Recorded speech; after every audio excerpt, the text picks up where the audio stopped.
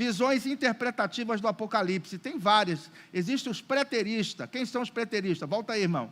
Os preteristas, pode voltar um. Os preteristas são aqueles que acreditam que os acontecimentos do livro se cumpriram todos no ano 70, com a destruição de Jerusalém, não tem mais nada para se cumprir. Engraçado que o livro do Apocalipse, ele foi escrito entre o ano 92 e o ano 96. Ora, se cumpriu no ano 70, e João escreveu entre o ano 92 e 96, então aquilo ali não é a expressão do futuro, e sim aquilo que já aconteceu no passado. Então, a gente tira a prerrogativa de um livro de revelação. Ora, se João escreveu o que já aconteceu. Então, veja que é um tipo de interpretação que é água de batata, né? Só na ideia, a gente já vê que não está correta. Aí, existem pode passar o próximo, historicistas. Os historicistas acreditam que os acontecimentos do livro, uma boa parte já se cumpriu ao longo da história. Uma parte se cumpriu no século II, outra parte no século III, outra parte no século IV, e assim sucessivamente. Eu não creio nisso, porque a chave cronológica não permite que seja assim. Pode passar o próximo, e existe o cara que vai viajar mais, George Lucas. Quem já assistiu aí o Guerra nas Estrelas, esse tipo de coisa, meu amigo idealista está completamente perdido.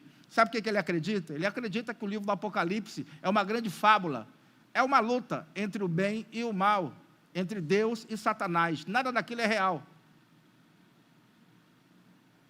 Está viajando ou não está? Mas tem essa linha também, né? E existem pode passar o próximo, futuristas. Aqueles que acreditam que a maior parte dos acontecimentos do Apocalipse vão se cumprir no futuro. Eu creio nessa linha futurista e vou te mostrar por quê. Porque a chave cronológica, ela me diz, fala assim, seja futurista que você vai ser feliz. Você vai ver isso aqui, tá bom? Então vamos lá, pode passar o próximo, por favor. Então eu vou agora dissecar cada uma das linhas aqui para que você possa, então, ter esse entendimento mais fixado. Aqui você vai receber esse PDF para você estudar depois. Já recebeu, não já? Quem não recebeu, nos procura para você receber. Então, vamos lá. Os preteristas. Pode passar, por favor. Acredita que os acontecimentos do livro se cumpriram no passado, especificamente no ano 70 depois de Cristo, com a destruição de Jerusalém, como eu falei. Para o preterista não tem mais nada para se cumprir, tudo já se cumpriu no ano 70. Pode passar o próximo. Agora, o historicista, pode passar, por favor. A linha historicista identifica e aponta uma parte dos acontecimentos do livro se cumprindo ao longo da história. Como eu falei, uma parte no século IV, outra parte no século VI, outra parte no século VIII. Uma boa parte já se cumpriu na linha historicista.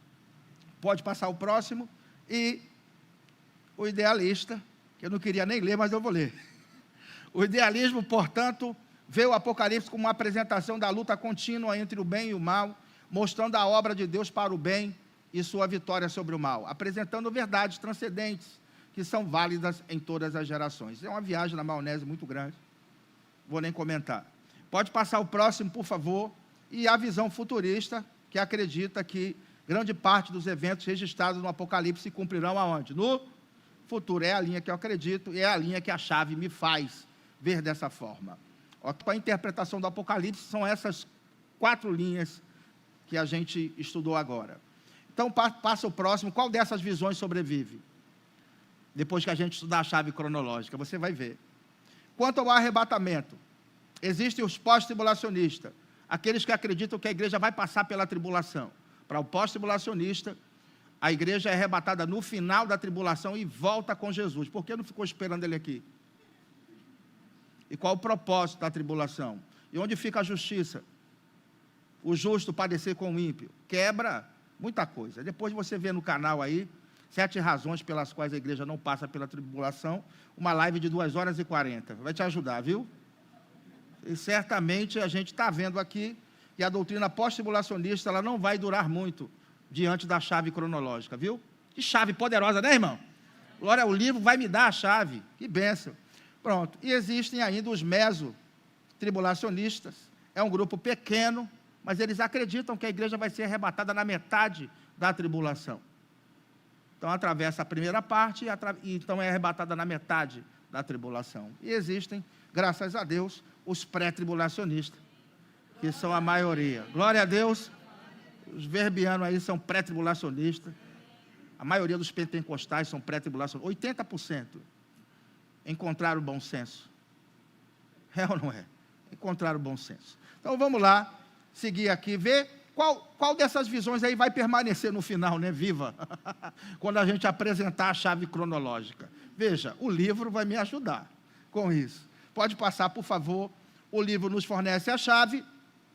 Ela está lá no capítulo 1, como se tivesse pendurada na porta. Ela está lá no versículo 19. Diz assim: escreve, pois, as coisas que viste, as que são, e as que depois dessas hão de acontecer. A cronologia está posta: as coisas que viste, passado; as que são, presente; e as que depois dessas hão de acontecer, futuro. Observe, então, que existe uma cronologia aqui, pode passar, passado, presente e o quê? Futuro. Vamos ver cada parte dessa cronologia. Pode passar, as coisas que viste, então. Qual o tempo que é? Pode passar, passado. Qual o capítulo do livro? Pode passar, capítulo 1. Veja, o versículo 18 vai provar isso para nós. E aquele que vive, estive morto, é verdade, mas eis que estou o quê, irmãos? Vivo pelos séculos dos séculos, e tenho as chaves da morte e do inferno. Capítulo 1, passado, as coisas que viste, porque João viu ali o Cristo glorificado que apareceu para ele, no capítulo 1. João foi testemunha ocular da morte e ressurreição de Jesus, foi sua testemunha. E Jesus apareceu para ele no capítulo 1 e disse: testemunha que eu estou vivo. Amém? Glória a Deus. Então, as coisas que viste, qual o tempo que é? Passado. Qual capítulo que é? Capítulo 1. Ok? Vamos agora para a próxima parte. As coisas que são. Qual o tempo que é? Presente. Qual capítulo? Capítulos 2 e 3. Cartas às 7 igrejas da Ásia. Pérgamo, Éfeso, Esmirna, Tiatira, Sardes, Filadélfia e Laodiceia. A igreja no presente século, a era da igreja. Irmãos, nós estamos na era da igreja. Não adianta tentar discutir, e nós podemos ver que é uma exuberância de poder. Simplesmente nunca houve uma dispensação como essa. O Espírito Santo agindo dentro de nós e sobre nós. Que poder nós temos? Poder para pisar em serpente, escorpião e todo o poder do inimigo. Observe que essa é uma dispensação única, e ela começa no Pentecostes e ela termina com o arrebatamento. Amém, irmãos? Então a dispensação da igreja começa onde? No Pentecostes e termina no arrebatamento. É uma era distinta. Então, o tempo presente é a era da igreja, é essa época que nós estamos. Então, se eu perguntar para você em quais capítulos do Apocalipse nós estamos, você me responderia o quê? 2 e 3, do 4 em diante nada aconteceu. Simples demais. Isso aqui é simples demais, mas muita gente escorrega ou pisa na jaca, né? Já pisou na jaca? É terrível, né? Aquele vídeo agarrando. Então, observe então que o tempo presente são os capítulos 2 e 3, cartas às 7 igrejas da Ásia. Essas cartas são atemporais, assim como a carta de Paulo aos Coríntios, falou para os coríntios naquela época. Falou ou não falou? Fala para a igreja de hoje? Sim ou não? As cartas às 7 igrejas da Ásia também. Fala para a igreja de hoje, a igreja no presente século. Quais capítulos que são? 2 e 3, presente. Passa o próximo, e agora, as coisas que depois dessas hão de acontecer. Qual o tempo que é? Futuro. Pode passar do capítulo 4 em diante. Olha. Então, o futuro ainda não chegou. O que João teve foi um vislumbre do futuro, e ele antecipou para nós. Porque você serve a um Deus, aleluia, que mostra o fim desde o começo. Aleluia. Deus termina primeiro para depois começar. Para Deus já está tudo pronto. Aleluia. Glória a Deus. E nós temos o privilégio, irmãos, de ver o fim. Aleluia. De saber como as coisas vão acontecer. É bom demais servir a esse Deus. É ou não é? É ou não é? Então, do capítulo 4 em diante, nada aconteceu? Sim ou não? Sim ou não? Sim, nada aconteceu. O futuro ainda não começou. Então, nós estamos nos capítulos 2 e 3. Pode passar. Vamos recobrar as coisas que vistes. Qual tempo? Pode passar, por favor. Passado. Quais capítulos que é? Pode passar. Capítulo 1. Depois, as coisas que são. Qual tempo que é? Presente. Qual capítulo que é? 2 e 3. As coisas que depois dessas hão de acontecer. Qual tempo que é? Futuro. Do capítulo 4 em diante. Amém? Guardou bem o quadro aí, nunca mais você vai esquecer isso, né? Glória a Deus. Pode passar o próximo, já dá para discutir aí com qualquer pós-tribulacionista aí. Com certeza. Então, os eventos futuros acontecem do capítulo 4 em diante. Os eventos futuros não começam sem antes a igreja sair. Aleluia. A igreja é o poder restringidor do anticristo. Se você ler 2 Tessalonicenses capítulo 2, você vai perceber ali que alguém detém a manifestação do anticristo. E diz que o anticristo só se manifesta só depois que for afastado aquele que agora o detém. E nós entendemos perfeitamente que se refere ao poder do Espírito Santo operando através da igreja. É o poder restringidor. Porque se nós estivéssemos aqui durante a tribulação, a gente poderia paralisar as obras de Satanás. Porque para isso se manifestou o Filho de Deus, para desfazer as obras do diabo. É obrigatório a igreja sair, irmãos. Se a igreja não sair, o anticristo não pode se manifestar. E tem muita gente aí querendo ver o anticristo, né, pastor Jaelson? Tem uma galera aí, tem fetiche no homem. É ou não é? Cada novo líder governante que se apresenta aí, é ele. Irmão, se a gente não sair, o anticristo não se manifesta. Isso é inegociável. O Paulo simplesmente estava mentindo. Ele diz lá, 2 vezes, que tem que ser afastado aquele que agora o detém. O poder da igreja, se a igreja estivesse aqui, iria paralisar as obras dele, ó. É obrigado a sair. Veja, irmãos, que coisa interessante. Eita, é bom, né, irmão? Glória a Deus. Mas vamos voltar aqui para o Apocalipse, né? Dá vontade da gente entrar em outras linhas aqui, em outras áreas. Então, os eventos futuros, para começarem, a igreja precisa sair. Passa o próximo. O arrebatamento de João, então, tipifica o arrebatamento da... A igreja trabalha com tipos. E o arrebatamento de João tipifica o arrebatamento da igreja. Vamos ver isso de perto? Passa o próximo, por favor. Expressões que se repetem no Apocalipse, muitas vezes é um padrão sendo estabelecido, e João está querendo marcar algo. Aqui a gente vai perceber que realmente o futuro começa no capítulo 4. Vamos ver aqui? Olha só a chave cronológica, a parte que fala do futuro. O que diz? As coisas que viste, as que são, e a parte que fala do futuro é as coisas que depois destas hão de... As coisas que depois destas hão de acontecer. Olha como começa o capítulo 4. Pode passar, por favor. Depois destas coisas. Isso não é por acaso. João está me mostrando que está começando aqui uma grande divisão no livro. Aleluia, que vai do capítulo 4 até o 22, que é o futuro, que ainda não começou. E o texto diz o seguinte: depois dessas coisas, olhei e eis não somente uma porta aberta onde?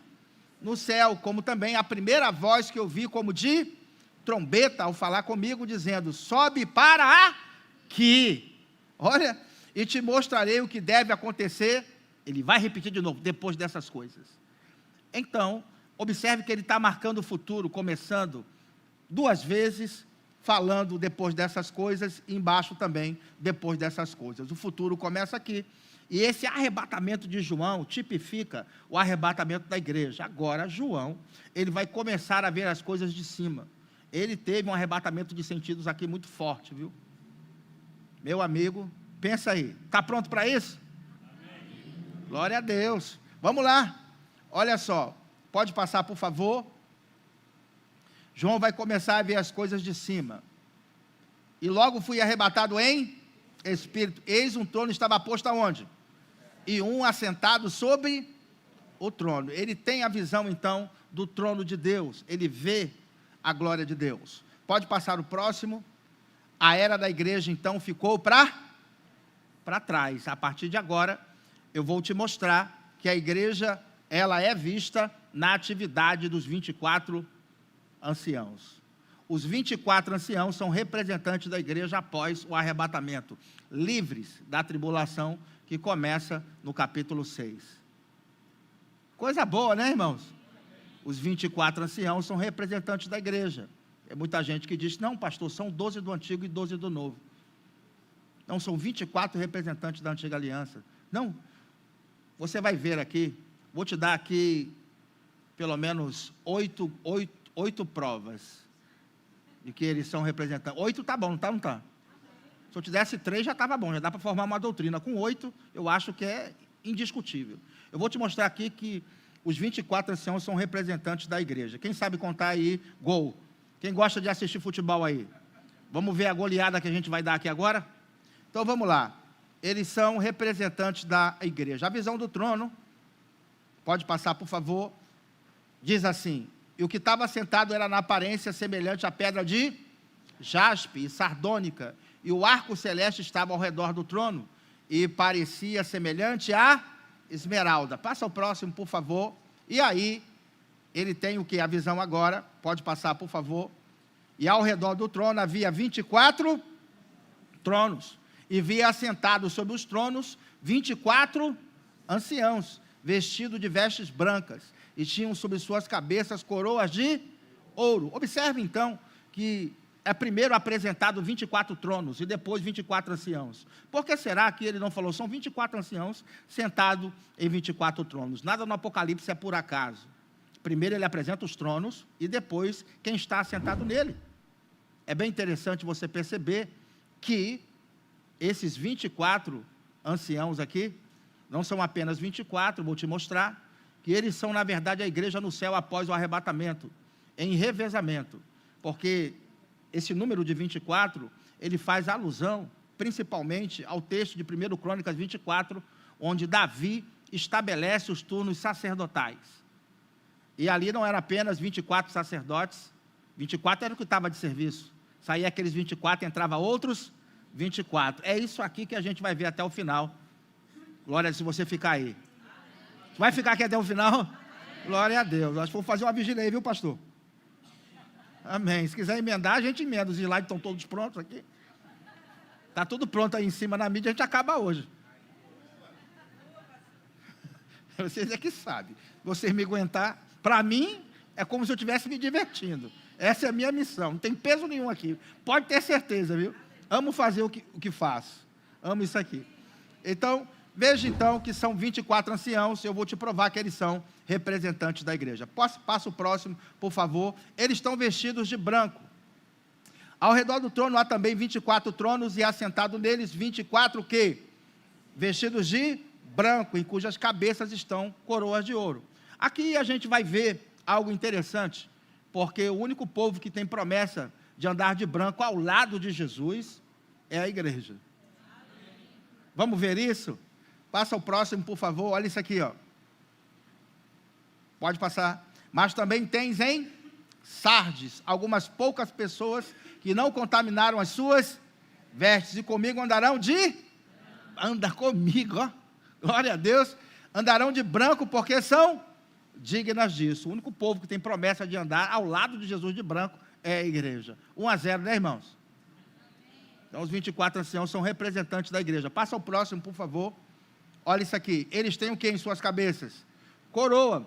E a palavra grega aqui para coroas é estéfanos. Existem duas palavras aí para coroas. Uma é diadema, de monarca, aquela que você herda por direito de sucessão ao trono. E existe estéfanos, que é coroa de vencedor, aquela que é ganha por merecimento. Glória a Deus. E nesse caso, o único povo que tem promessa de estéfanos, a coroa que é ganha por merecimento, é a igreja. Vamos ver isso aqui? Passa o próximo, por favor. E quando aparecer o sumo pastor, alcançareis a incorruptível coroa da glória. Amém? Passa o próximo, outro versículo. Bem-aventurado o homem que sofre a tentação, porque quando for o quê?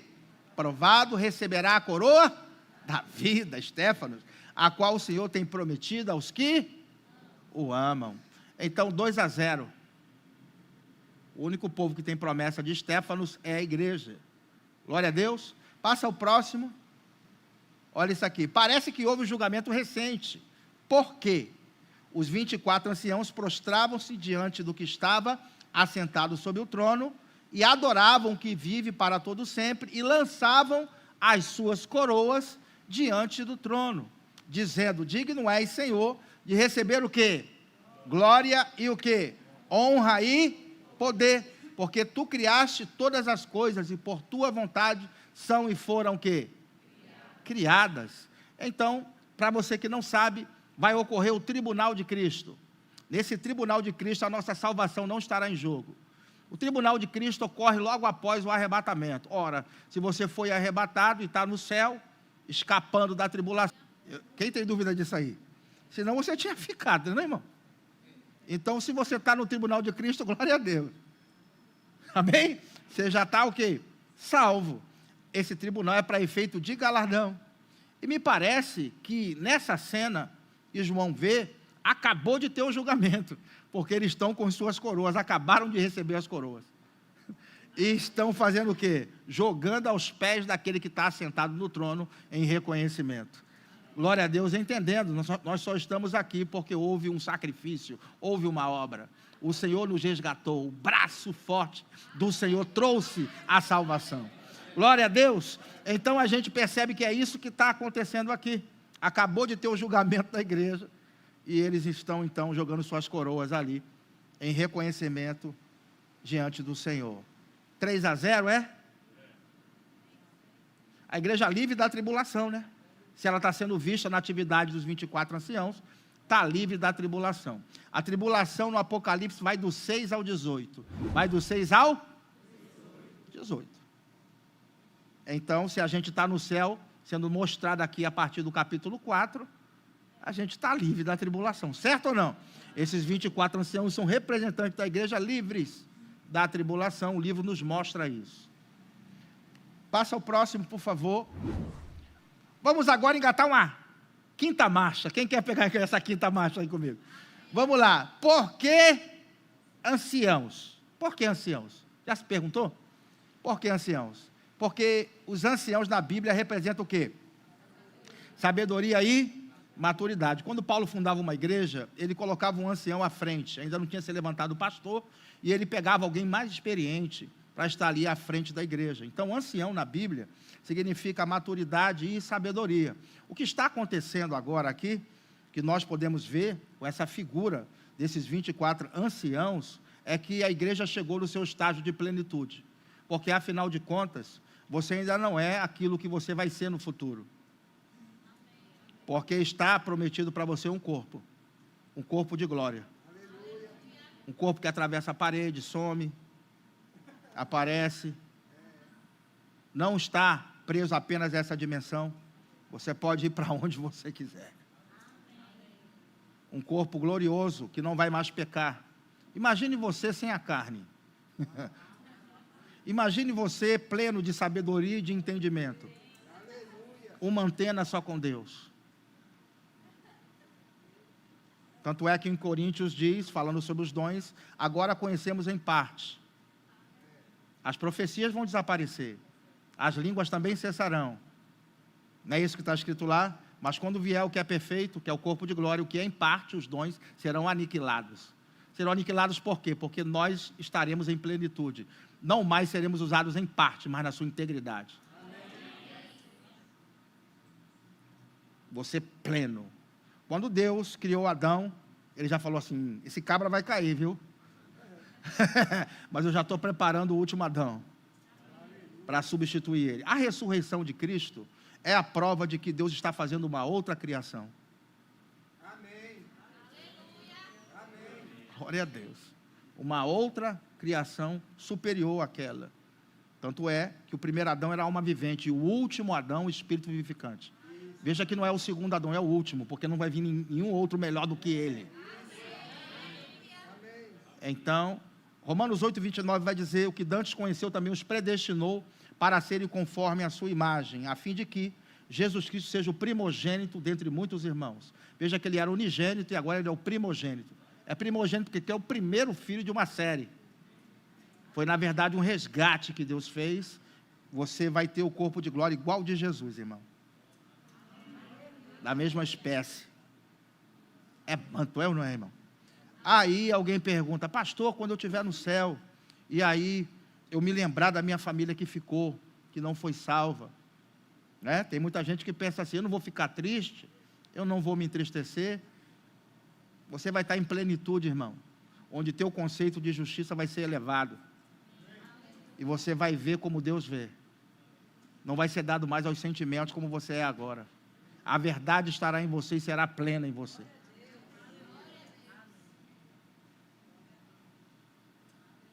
Quem quer pegar essa carcaça aí?